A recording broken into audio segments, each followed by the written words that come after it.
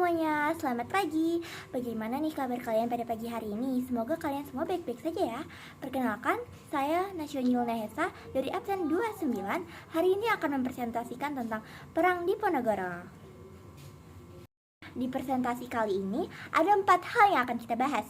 Yang pertama itu, apa itu Perang Diponegoro, mengapa perang ini dapat terjadi, bagaimana jalannya Diponegoro, dan dampak-dampaknya pada lingkungan.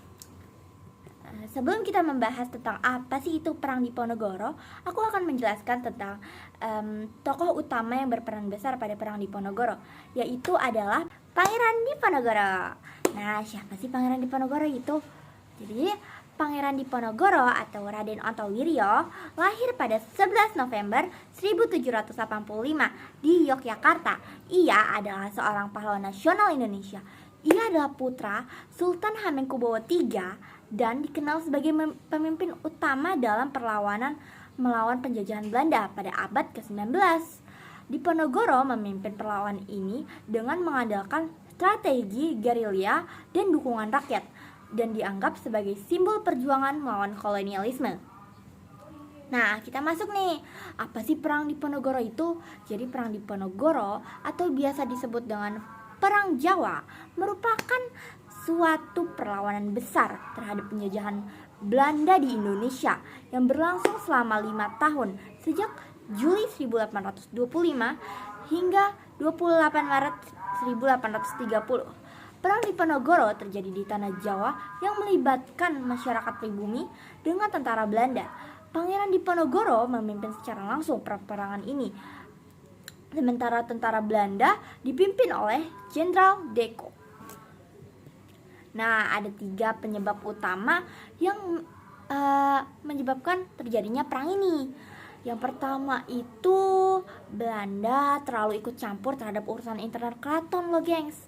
Belanda ini terlalu ikut campur terhadap urusan internal keraton. Jadi dia tuh dianggap sebagai kayak upaya merusak kemurnian dan keutuhan adat istiadat lokal meskipun secara tidak langsung. Yang kedua itu penderitaan rakyat akibat pajak yang berat. Rakyat pada masa itu sangat menderita, dibebani oleh pajak yang sangat memberatkannya. Pajak yang tinggi dan berat yang harus mereka bayar menyebabkan penderitaan mereka yang mendalam. Nah, Perang Diponegoro itu sangat tersiksa melihat masyarakatnya tersiksa seperti ini.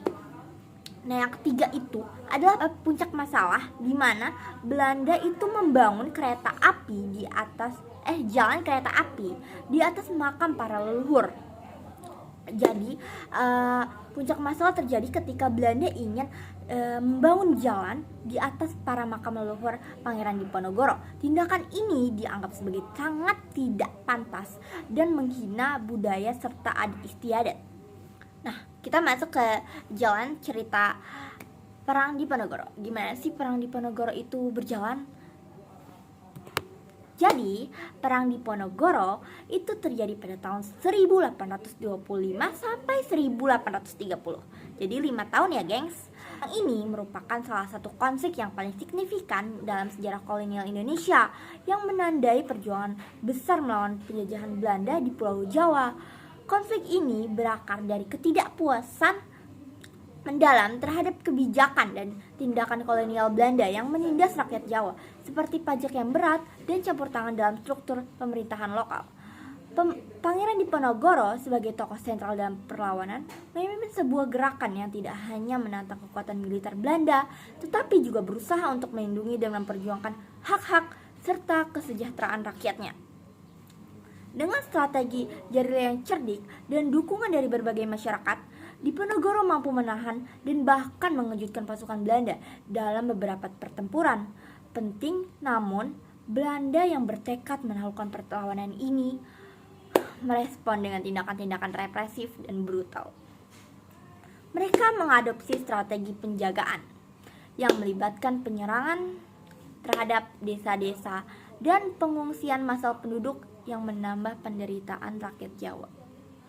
Habis itu setelah disiksa, akhirnya sekutu-sekutu Pangeran Diponegoro pun ditangkap dan perang ini ditandai dengan penangkapan dan pengasihan Pangeran Diponegoro ke Manado, Sulawesi Selatan setelah diajak untuk berunding. Jadi ya Pangeran Diponegoro ini ditipu untuk berunding. Meskipun perang ini berakhir dengan kemenangan Belanda, dampak jangka panjang meliputi peningkatan ketegangan sosial dan ketidakpuasan yang berkepanjangan di kalangan rakyat Jawa.